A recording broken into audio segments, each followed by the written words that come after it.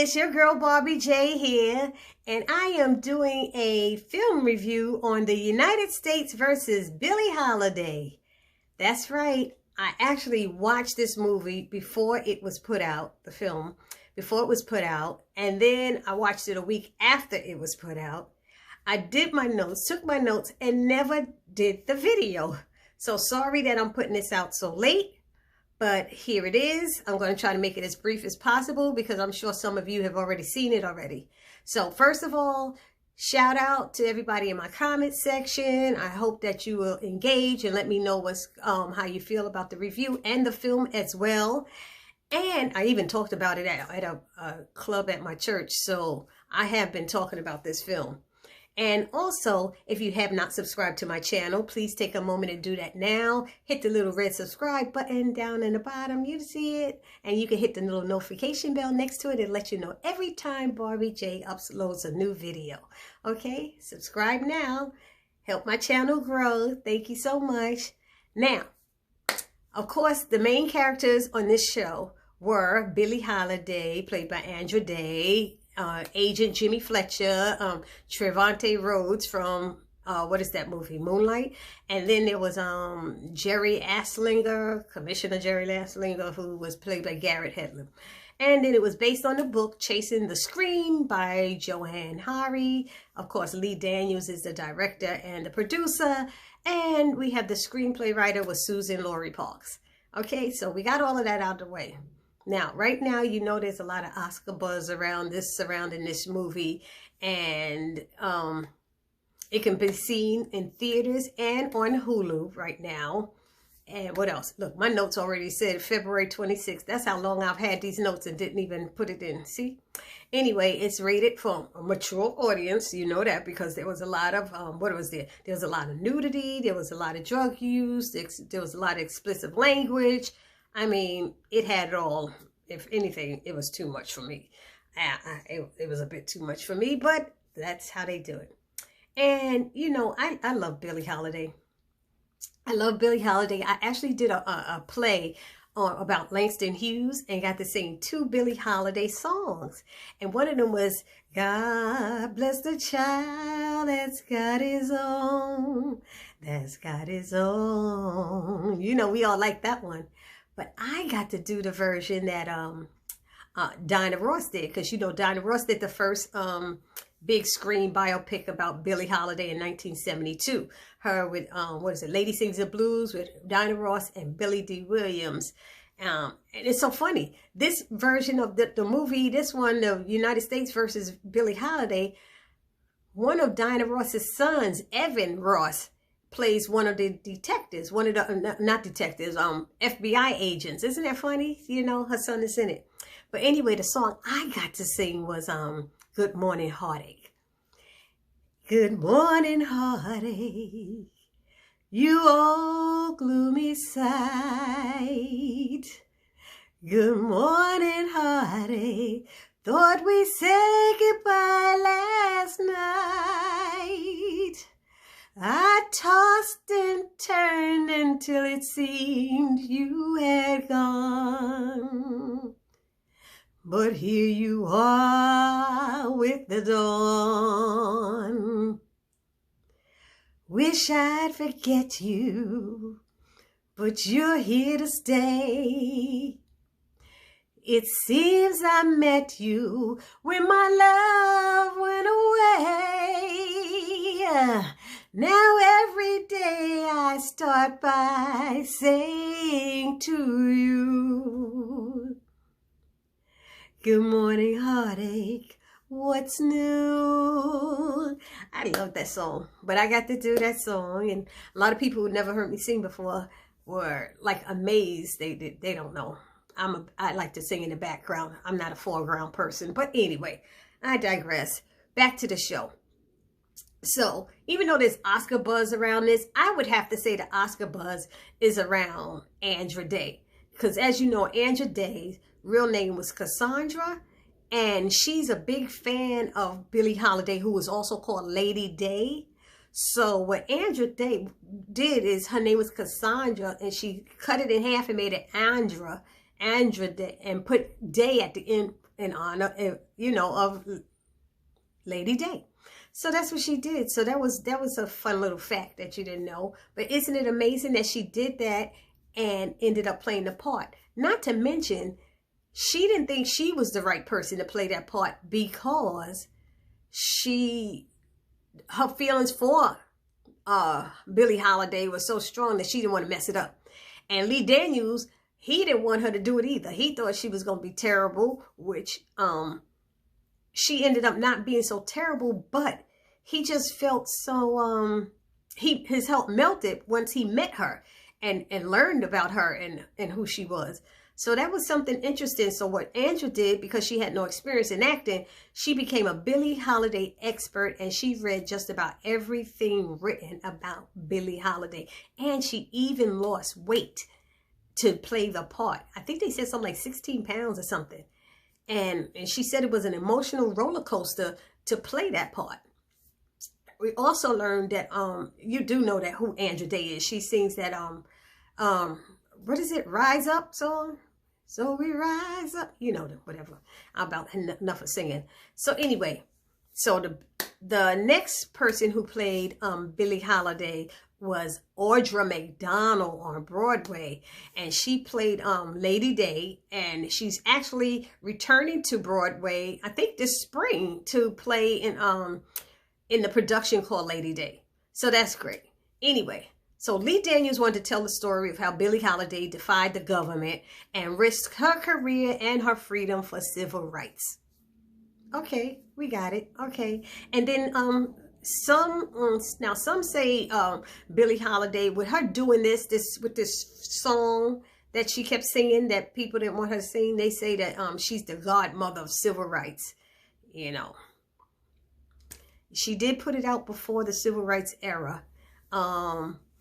In this video, in this movie, it showed how Billie was in these toxic relationships and how these men used her and how they beat her and stuff. It was just like, it was a bit too much beating for me. It broke me down. I'm a domestic violence survivor, so watching her get beat by men, black and white, police and boyfriends and husbands, and it was a bit much. But if you don't have a good stomach for it, do not watch this. What else? We know that Billie Holiday died when she was 44 years old, and even then they were trying to plant drugs on her.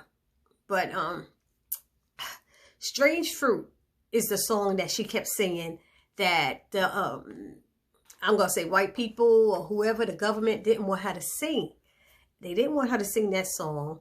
And it was in the era, it was first recorded in 1939, right? In the civil rights, it was before the civil rights era, 1939.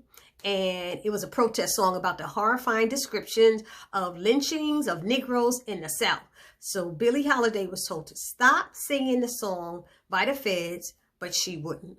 So they kind of used this war on drugs to get her to stop singing it, because they knew she was like a little junkie and did a lot of drugs, which was, you know, it's terrible. So what they did was they used black men who she was close to basically set her up.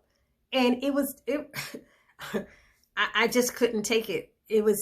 Why do we put our people down? But this Agent Fletcher, he got real close to her, and then he took her down, got her arrested, and they end up putting her in jail for 1 year and 1 day.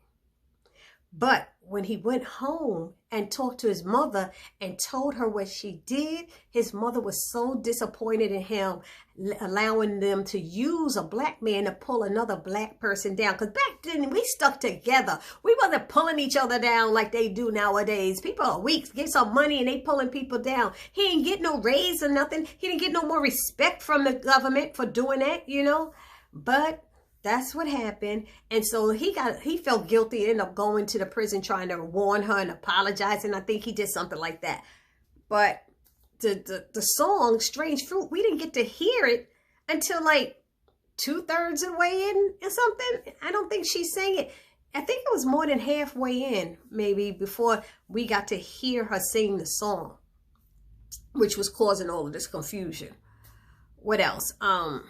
Once she got out of prison, they took away her cabaret license so she was unable to sing. I thought that was jacked up.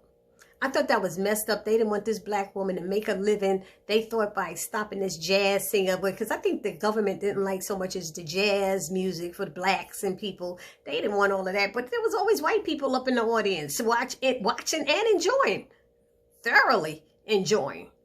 But I wanted y'all to know they took away her cabaret license, and that part really bothered me, you know, because you're taking away somebody's livelihood, and that's all she knew how to do, and that's all she wanted to do. That's what made her feel whole.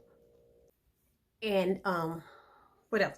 The lengths that these FBI agents went through, or federal agents, whatever you call it, the lengths that they went to discredit Billie Holiday's name was just totally astounding. I could not believe it. Just to silence a black woman from singing a song about her people's plight. As we all know what Strange Fruit was about. It's about, you know, she says strange fruit hanging from a tree. That's basically lynching. It was about lynching and killing our people. And Billie Holiday did not like it. She witnessed it, and it tore her apart. But in this shout out to the costume designs. The designer did a great job with the costumes. I enjoyed that. We saw that Billie Holiday, I don't know if she had low self-esteem or something, but to allow these men that were always beating on her and taking advantage, I didn't understand that. And she did have two friends who were close to her. I forgot what their names were. One was a man, one was a woman. I think he was gay. I wasn't sure. I don't remember for sure, but she had these two who were close to her, and they were there, and in the end, they were, even when all of these other people were doing stuff to her. And even when she was in bed dying, these agents were trying to plant drugs on her until death to make us look bad.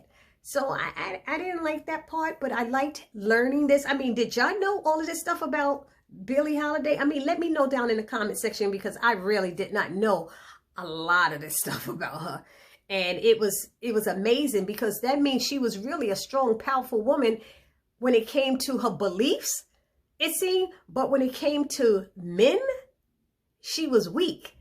And they showed her having a lot of sex and stuff, but I don't know. But then there were these things, the dream sequences that came, they were confusing to me.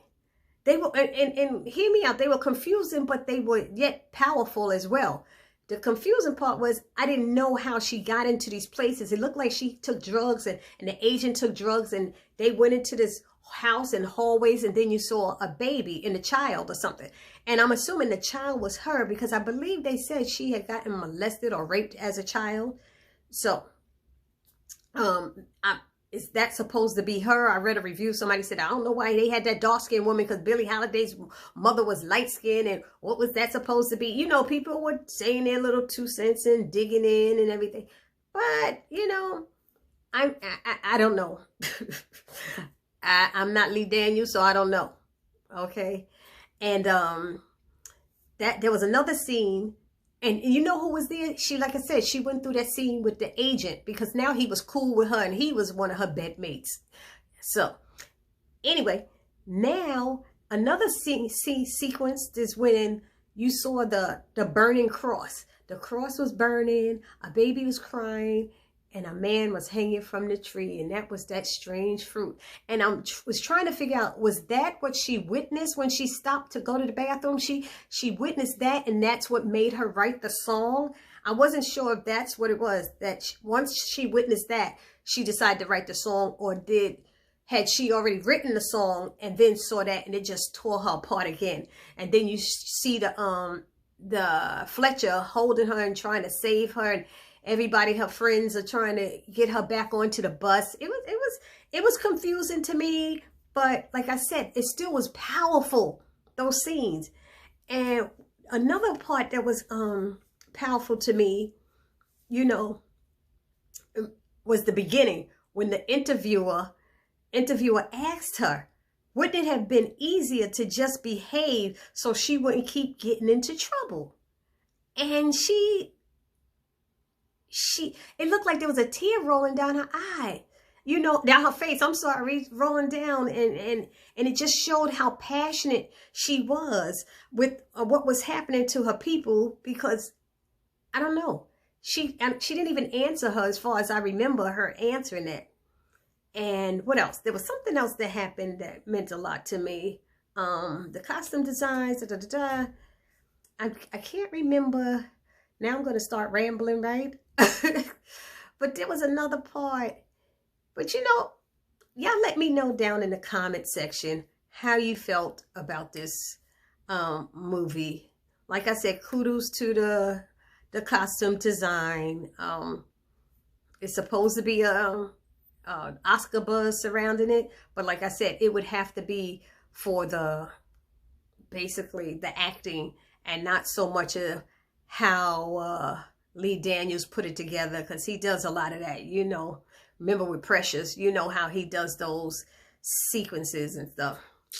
Anyway, I think that's about it. You know, like I said, I didn't notice about her. You know, in Black History Month and in schools, they only teach us what they want to teach us. And it's usually about, what is it? About,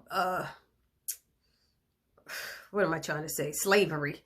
That's what they always talk about us. They never want to talk about anything that, you know, Black people do that are strong and powerful and meaningful. But anyway, at the end, you really are, I know I was left feeling like I wanted to know more about who this amazing woman was, who she was, and I didn't get that.